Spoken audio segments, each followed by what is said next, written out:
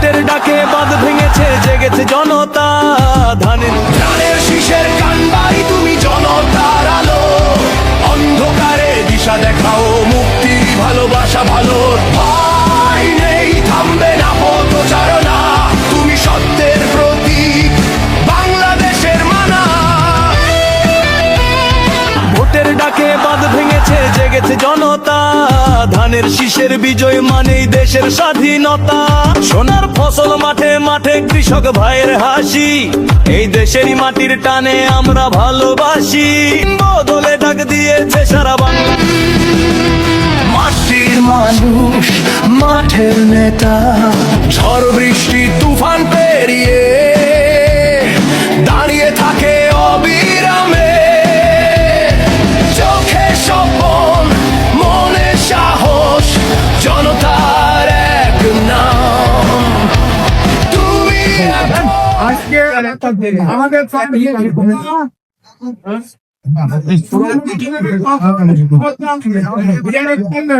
এবং আজকে থেকে আমাদের প্রিয় নেতা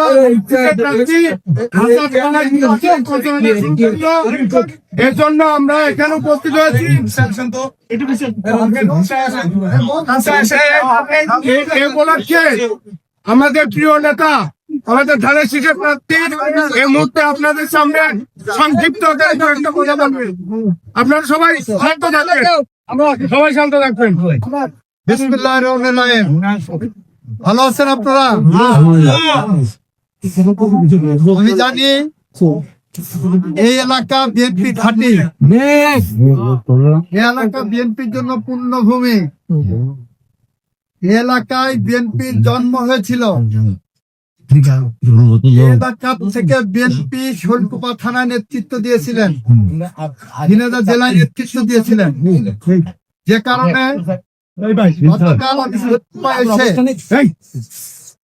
আমার বাবার কবর জিয়ারত করে আমি মনোনয়ন জমা দিয়েছি, দলীয় মনোনয়ন।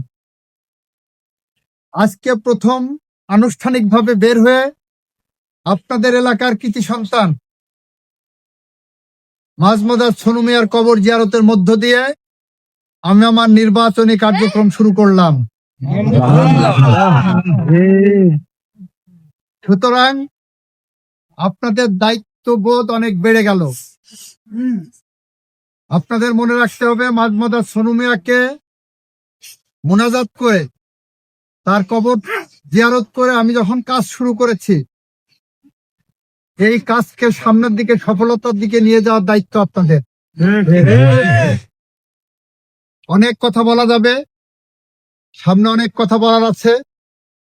আমরা শুধু উন্নয়নের কথা বলতে পারবো, আমরা গণতন্ত্রের কথা বলতে পারবো। 16 বছর 17 বছর ভোট দিতে পারেনি মানুষ, আমরা সেই ভোটের রাজনীতি ফিরিয়ে এনেছি।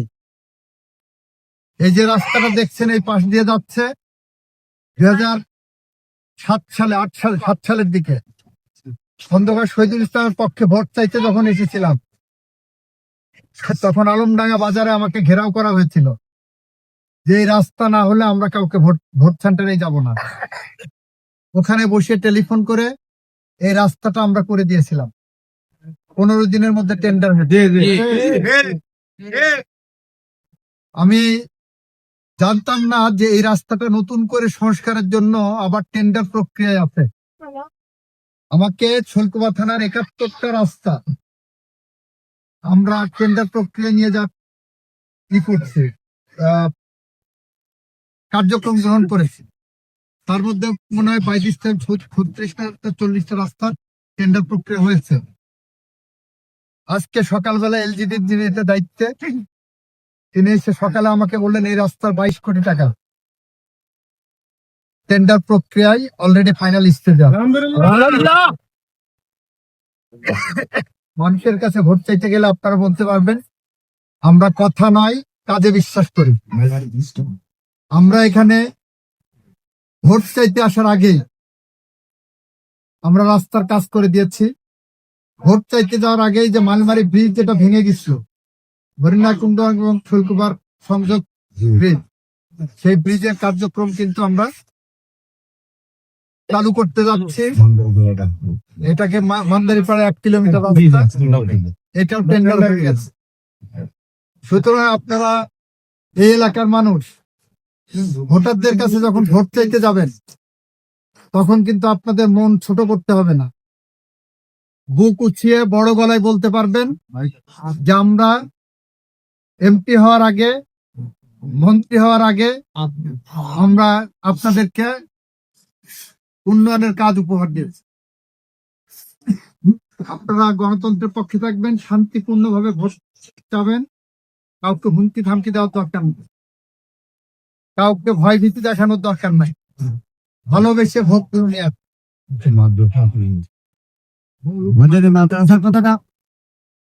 আমরা এখানে মাদ্রাসার কথা বলছেন, স্কুল, মাদ্রাসা, মসজিদ, মন্দির, গির্জা, শ্মশান, যা কিছু আছে সবকিছু আমরা আমাদের উন্নয়নের আওতায় আনছি।